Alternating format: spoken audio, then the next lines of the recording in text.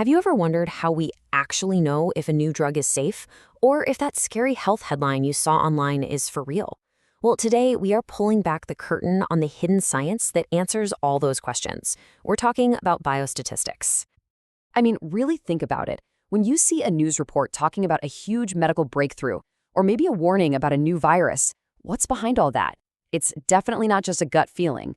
It's cold, hard data, and it's all analyzed with the super powerful tools of the science we're going to explore today. All right, so let's dive right into the heart of it. To really get a grip on its power, we first need to understand the big idea, the core concept of what biostatistics even is. Before we get into the textbook definition, let's start with a picture in your mind. Imagine a detective, piecing together all the little clues to crack a huge case. Well, that's pretty much a biostatistician. But their crime scene, it's a clinical trial. And the fingerprints they're looking for, they're hidden deep inside the data. Okay, so here's the official breakdown.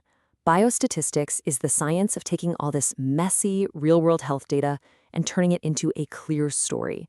It's how we figure out what's a real medical effect and what's just random noise. It's about turning a giant sea of numbers into actual life-saving answers. And look, this is not just some academic exercise you do in a classroom.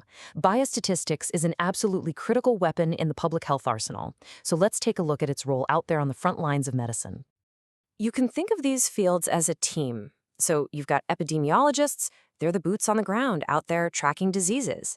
Then you have the biostatisticians. They're like the forensics team, giving the epidemiologists the precise tools they need to analyze all the evidence.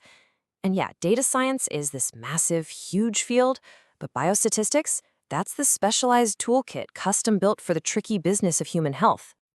So who are these data detectives anyway? Let's take a closer look at the brilliant minds who are actually behind the breakthroughs, the biostatisticians themselves. It takes a really unique mix of skills to be a data detective. You need the sharp analytical mind of a scientist, and you need the technical chops of a programmer. But the secret weapon, honestly, it's communication. A biostatistician has to be able to translate all these super complex findings into clear, actionable insights for doctors, for policymakers, and for us, the public. Because at the end of the day, a cure that nobody understands is no cure at all.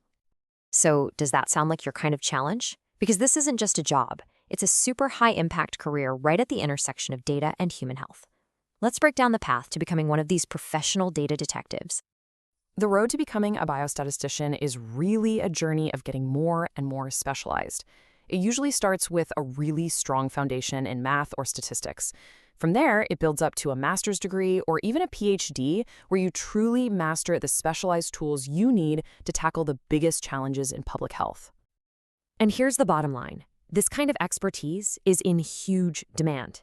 This isn't just a fulfilling career. It's a lucrative one, too.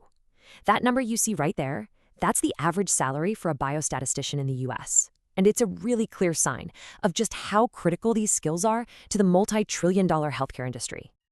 Okay, enough with the theory. Let's go behind the scenes of a real-world medical mystery and watch a biostatistician in action, step by step.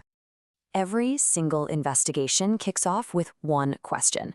So a new drug company claims it can lower blood pressure. The mission? Prove it. The question is simple. Is this drug actually better than a sugar pill, a placebo? Now, to get a fair answer, our data detective has to design the perfect experiment. They create two groups, assigned completely at random. One gets the real drug, and the other gets the placebo. This is the absolute cornerstone of a good study, making sure that the only thing we're testing is the drug itself and nothing else. And now the data starts rolling in. For weeks, every single participant's blood pressure is meticulously tracked and recorded. This mountain of raw data is about to become the evidence our biostatistician will sift through for clues. And now for the analysis. Our biostatistician pulls out a powerful tool called the t-test. Now, forget the complicated-looking formula for a second. Just think of it like a statistical scale. It weighs the average blood pressure of the two groups, but it's also smart enough to look at how much the readings vary. So it's not just about the average, it's about how consistent the results are. So the biostatistician feeds all that data into the t-test, and the goal here is to figure out if the difference between the two groups is a genuine medical effect, what we call statistically significant, or if it was just a random fluke. This right here is where all that detective work really pays off.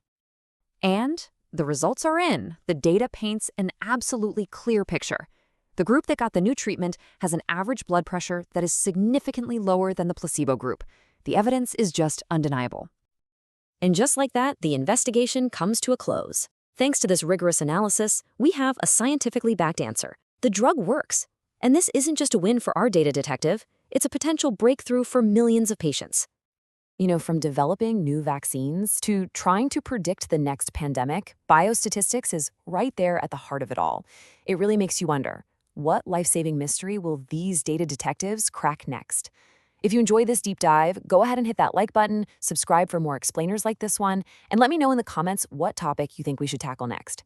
You can also catch the audio version on Apple Podcasts. The link's in the description. Thanks so much for joining me.